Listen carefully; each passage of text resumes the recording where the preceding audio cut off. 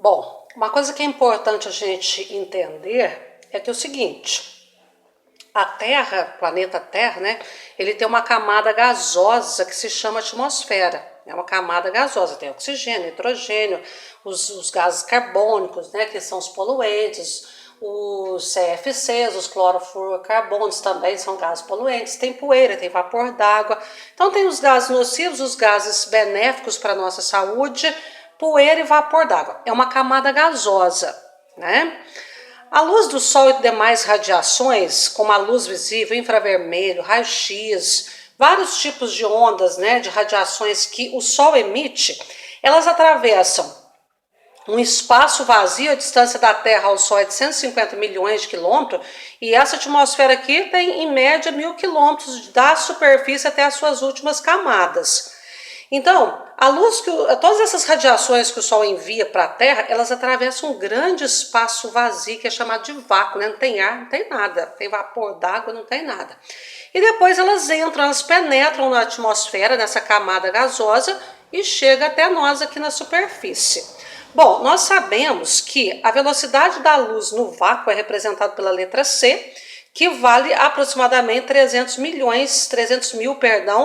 quilômetros por segundo, ou 300 milhões de metros por segundo.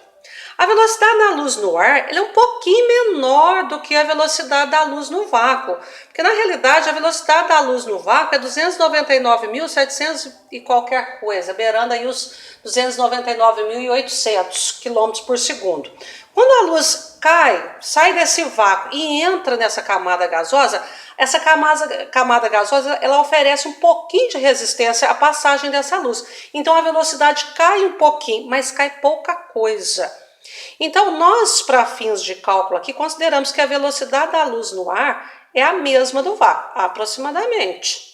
Se nós então formos calcular o índice de refração do ar, que é a velocidade da luz no vácuo dividido pela velocidade da luz no ar, nós teríamos que pegar a velocidade do vácuo, que é 300 mil quilômetros por segundo, e dividir pela velocidade do ar, que é 300 mil quilômetros por segundo. Quanto que dá isso aqui? Cortando as unidades, 300 por 300 dá 1. Ou seja, o índice de refração do ar é 1. É uma coisa importante para a gente saber, porque às vezes a questão não dá. O índice de refração do ar é 1. O que significa o índice de refração do ar ser 1? Significa que no ar e no vácuo as velocidades são praticamente iguais, porque o índice de refração ele indica quantas vezes a velocidade da luz no vácuo é maior que a velocidade da luz em outros meios, como água, óleo, diamante, pedras preciosas por aí, né? Para outro plástico, vidro. Então, se o índice de refração do ar é 1, significa que no vácuo, né, e no ar as velocidades são aproximadamente iguais. Então isso é uma notação importante da gente saber. As leis da refração. Assim como a refração também tem leis, duas leis. Então, o que é a refração? A refração é a passagem da luz de um meio para o outro.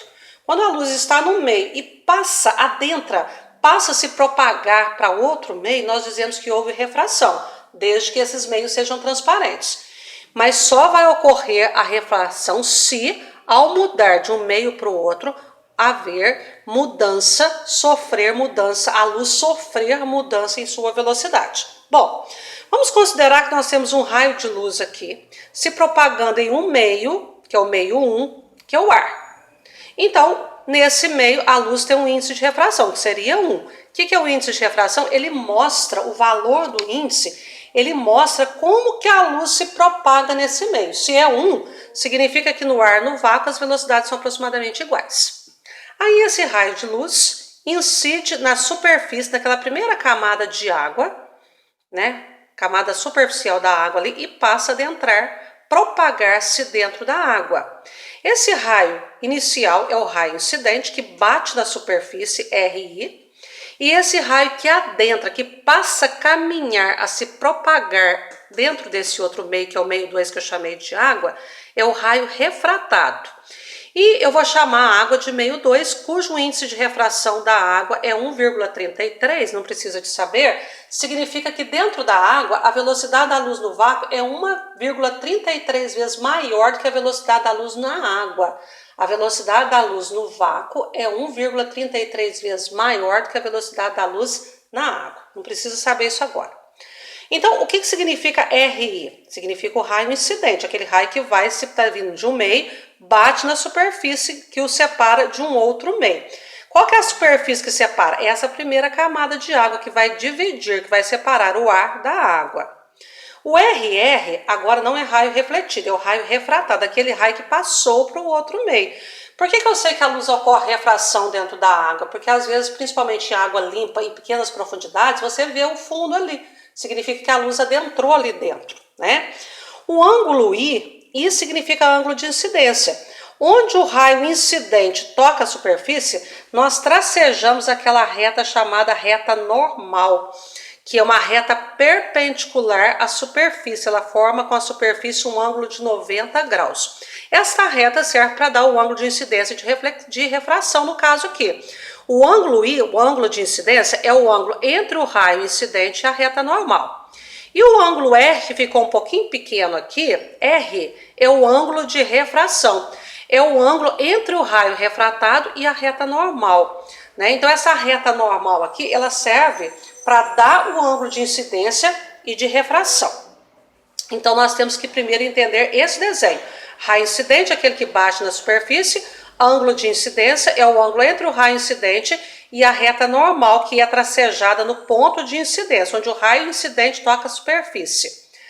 O raio refratado é o raio que passou a caminhar, a propagar-se no outro meio. O ângulo de refração é o ângulo entre o raio refratado e a reta normal. Então, a luz, para sofrer refração, tem que estar passando de um meio para o outro. No caso aqui, o meio 1 é o ar, o meio 2 é a água, cada um com seus índices de refração, que mostra como que a luz, que a velocidade da luz se comporta nesses dois meios. Olha, nós temos aqui duas leis. A primeira lei da refração é uma lei teórica, mas que não deixa de ser importante. Ela diz que o raio incidente, o raio refratado e a reta normal pertencem ao mesmo plano. O que é pertencer ao mesmo plano? Eu consigo visualizar o raio incidente, a reta normal e o raio refratado numa mesma dimensão. Numa mesma dimensão. Isso significa pertencer ao mesmo plano, tá certo?